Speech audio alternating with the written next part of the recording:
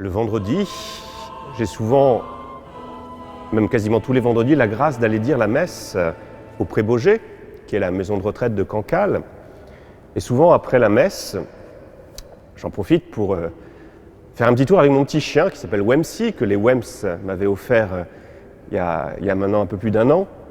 Donc faire un tour au Guesclin, sur la plage. Et vendredi dernier, le temps était un peu troublé, il y a eu une forte pluie.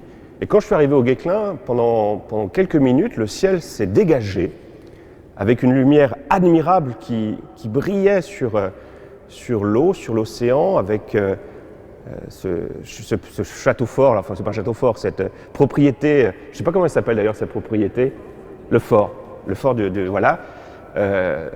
Sur la gauche, il y avait un peu plus loin, il y avait un arc-en-ciel.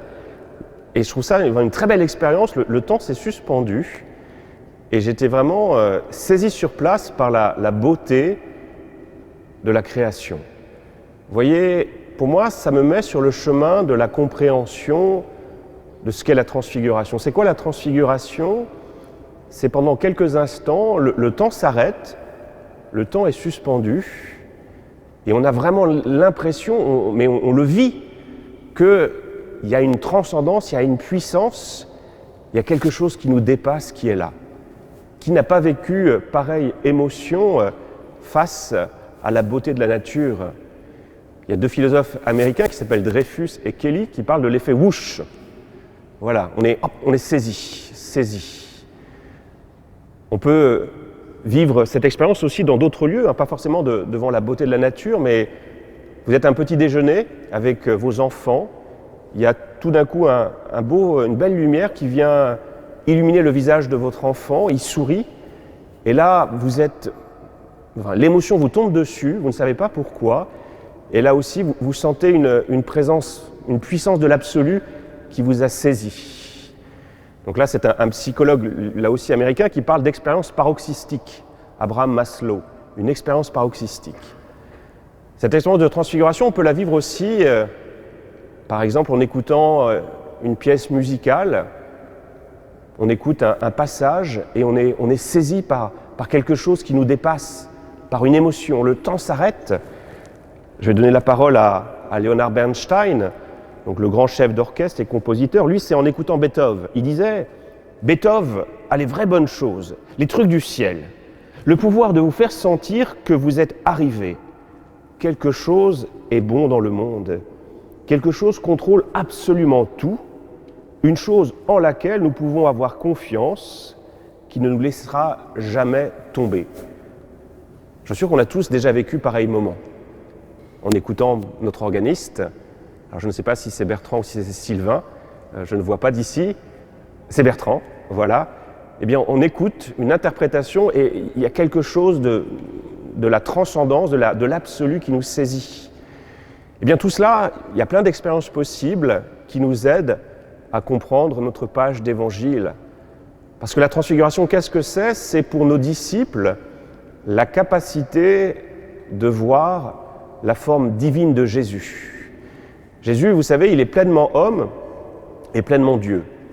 Mais souvent, la forme que Jésus a pour ses disciples, quelle est cette forme? C'est la forme humaine. Et là, pendant une fraction de seconde, ils vont découvrir l'autre visage de Jésus, qui est ce Jésus, fils de Dieu. En grec, la forme, ça se dit morphée, et souvent on parle de la métamorphose. Le terme pour parler de transfiguration, c'est la métamorphose, le changement de forme. Jésus apparaît sous sa forme divine. Il y a quelque chose de Dieu qui est tout d'un coup visible. C'est ça la transfiguration.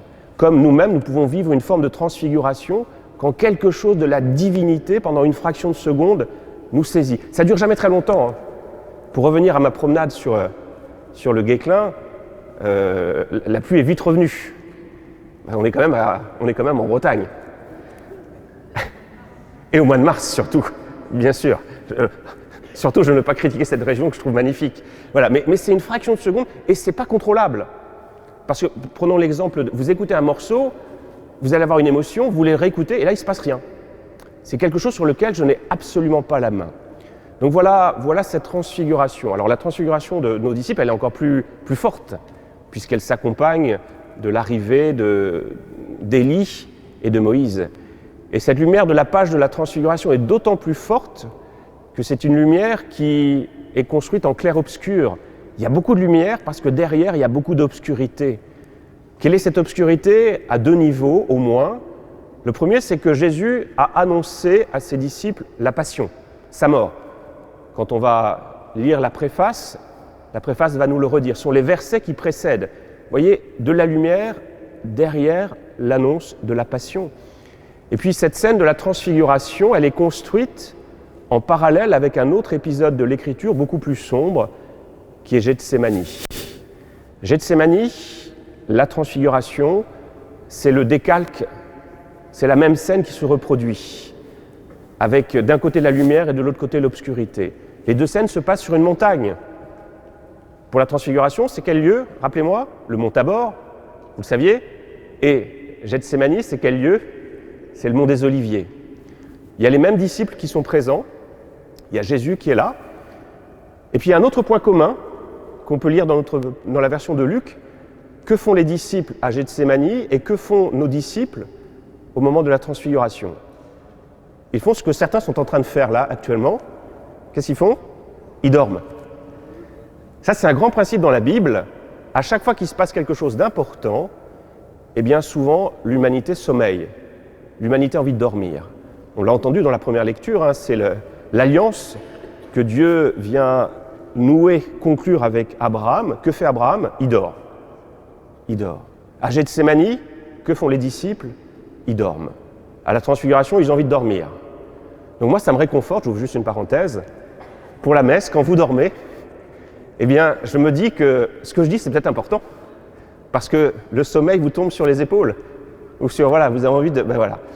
Et plus sérieusement, ça nous dit que la grâce passe. La grâce du Seigneur passe. Le Seigneur, lui, il se repose jamais. Voilà, il veille sur nous. Nous, on n'est pas là, mais c'est pas grave. Cette puissance de la grâce est en train de vous visiter, même si vos paupières sont lourdes. Donc voilà, je ferme la parenthèse. Donc là, nos disciples, ils ont envie de dormir des 2 côtés. Et vous voyez donc, clair-obscur, d'un côté, donc beaucoup d'obscurité à Gethsémani, beaucoup de lumière à la transfiguration. Alors pourquoi nos disciples et pourquoi Jésus vivent ce temps de transfiguration? Eh bien, une interprétation possible, c'est de nous dire que Dieu a donné la capacité à nos disciples de découvrir le visage divin de Jésus, pour que quand il aura un visage humain, et même plus humain sur la croix, où son visage d'homme sera complètement défiguré, représentez-vous la scène de la croix, Jésus a été battu, fouetté, lacéré. Si vous avez vu le film de Mel Gibson, La Passion du Christ, on arrive à visualiser ce visage de Jésus qui n'est plus un visage d'homme, avec cette couronne d'épines enfoncée sur sa tête. Voilà, Jésus n'a plus de visage humain. Bien sûr qu'il n'a pas de visage divin. Et peut-être que nos disciples ont vécu ce temps de la transfiguration pour que dans les moments plus difficiles, ils se souviennent de quoi? Ils se souviennent du Jésus transfiguré. En disant, voilà, face à la croix, j'ai trop peur. Je me dis, c'est pas possible que ce soit Dieu sur le bois de la croix. Et là, je me souviens, nos disciples se souviennent que, rappelle-toi ce que tu as vécu au mont Tabor, quand Moïse, quand Élie sont apparus et quand Jésus a été tout lumineux, tout transfiguré. Vous voyez, je crois qu'on a là aussi pour nous un bel élément pour nourrir notre foi. La foi, qu'est-ce que c'est?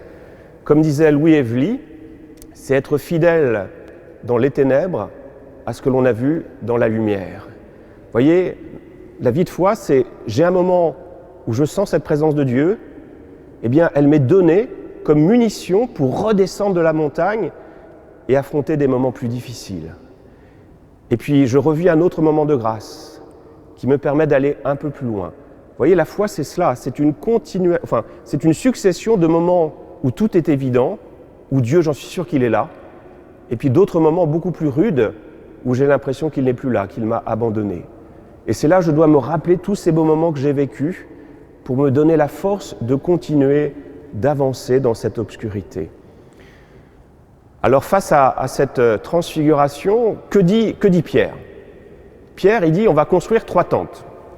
Comment comprendre cette phrase de Pierre? Elle est un peu surprenante, hein. Il y a plusieurs interprétations possibles. On pourrait dire que Pierre, il est un peu saisi de peur face à cette apparition de la divinité de Jésus. Donc il veut en quelque sorte ritualiser l'événement. On va en faire une célébration. Donc ça rappelle en plus la fête des tentes dans le judaïsme. Donc souvent, quand Dieu est là, on peut avoir tendance de trop ritualiser pour le mettre à distance. Ça, c'est une première explication.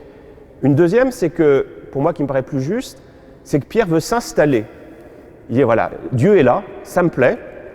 Moi, un Jésus comme ça, qui est éclatant de beauté, ça me plaît.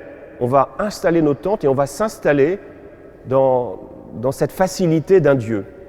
Rappelez-vous, hein, ça a été la tentation de Pierre. Quand Pierre va annoncer qu'il va devoir passer par la croix, que dit Pierre? « Ah ben non, ça m'intéresse pas. Non, Jésus crucifié, ça m'intéresse pas. Alors que Jésus qui guérit les malades, qui marche sur les eaux, ça m'intéresse. » Vous voyez, Pierre voudrait s'installer dans la facilité d'un Dieu tout-puissant, d'un Dieu qui s'impose, d'un Dieu dont la divinité est manifeste. C'était en plus la tentation qu'on a méditée pour le premier dimanche de Carême. Hein. Ce que disait le diable, allez, impose-toi comme un Dieu. Et voilà, donc Pierre, il veut s'installer. Et peut-être c'est pour nous aussi une indication dans notre foi à ne pas nous installer dans de trop belles célébrations. C'est bien d'avoir de belles célébrations, mais si on ne veut venir à la messe que quand c'est beau, que quand ça chante bien, que quand le prédicateur dit des choses intéressantes, eh bien, est-ce qu'on va y aller souvent à la messe? On ne va pas y aller. Quand ça devient plus triste, quand celui qui anime a un peu moins de talent pour animer, quand les cheveux sont un peu plus grisonnants, quand il y a moins de jeunes, je laisse tomber. Vous voyez, c'est vraiment aussi une tentation pour nous de vouloir de l'exceptionnel. C'est pour ça que je trouve ça très bien les messes des familles, mais voilà. Le problème, c'est que les parents, les enfants, on ne les voit que pour les messes des familles, quand il y a des instruments, quand il y a tout ça. Mais la foi, c'est pas ça. La foi, c'est voir que même dans les moments difficiles, Dieu est là. Et il est surtout là dans les moments difficiles. C'est là dont on a besoin, vraiment, on a besoin du Seigneur. On voit d'ailleurs toute la différence avec les politiques. Là, on va rentrer dans une période d'élection où tous nos politiques, quels qu'ils soient, vont nous promettre de monts et merveilles. Ben, ça ne marche pas. On sera tous déçus, quel que soit celui qui va remporter l'élection. Vous voyez? Donc, Jésus nous dit, ben voilà, moi je ne vous propose pas la facilité. Vous aurez des moments forts, des moments intenses, mais l'important, c'est de redescendre. Parce que le moment fort, le moment intense, vous l'aurez après la croix. C'est-à-dire au paradis, le moment venu, mais pas tout de suite. Pour le moment, il y aura des moments difficiles dans votre vie, des épreuves. Mais vous inquiétez pas, je serai là, parce que je suis passé par là pour ne pas vous abandonner. C'est ça la foi chrétienne. Pour conclure, une dernière idée très courte, qui va nous inviter peut-être à revoir notre sens de la transfiguration. Quand on prend Jésus ressuscité, représentez-vous la scène de Jésus ressuscité, notamment lorsqu'il apparaît à Marie-Madeleine. Quel visage a Jésus ressuscité? Est-ce que c'est le visage du transfiguré? Lumineux? Extraordinaire? Ben non. La preuve, c'est que Marie-Madeleine, elle le prend pour qui? Le jardinier. Les disciples voient Jésus ressuscité et ils ne le reconnaissent pas. Donc, est-ce à dire que le Jésus ressuscité est moins impressionnant que le Jésus transfiguré? Ben non. Je crois que au travers de cela, Jésus nous dit que la véritable transfiguration, c'est pas forcément dans l'exceptionnel, dans des choses merveilleuses, mais plutôt dans des petits gestes, dans des petites attentions. C'est là que nous pouvons voir Dieu à l'œuvre. Retournons au Prébauger. Dans cette maison de retraite, il y a un petit couple, je ne sais pas quel âge ils ont, ils doivent avoir plus de 85 ans, 90 ans. Quand je célèbre la messe, ils parlent pas. Ils parlent pas beaucoup, parce qu'ils ont du mal à parler. Mais ce que je trouve toujours merveilleux, c'est qu'au bout d'un moment, assez rapidement, ils sont côte à côte, et l'époux prend la main de son épouse, ou l'épouse prend la main de son époux, et ils sourient. Ils sourient. Et je vous assure que quand je les vois là, pour moi, c'est une vraie transfiguration. Je vois la puissance de l'amour au travers de ce geste tout simple, au travers de ce sourire dans leur regard. Il y a quelque chose de l'amour de Dieu qui me touche, qui me saisit au cœur. Vous voyez, c'est pas grand-chose, hein. Un couple âgé, diminué par la maladie, qui sont là et qui se soutiennent l'un et l'autre. Eh bien pour moi, c'est ça la véritable transfiguration. Un Dieu qui nous rejoint là où nous sommes, avec ce que nous sommes, avec nos fragilités, pour nous donner nous redire la puissance de son amour. Alors pendant cette semaine, on pourrait essayer de repérer ces petites transfigurations que nous vivons, qui sont peut-être beaucoup plus importantes que celles éclatantes, mais au quotidien, dans le quotidien de nos vies, dans ces petites attentions, il y a quelque chose de la puissance de la vie, la puissance du Seigneur qui se donne à voir. Amen.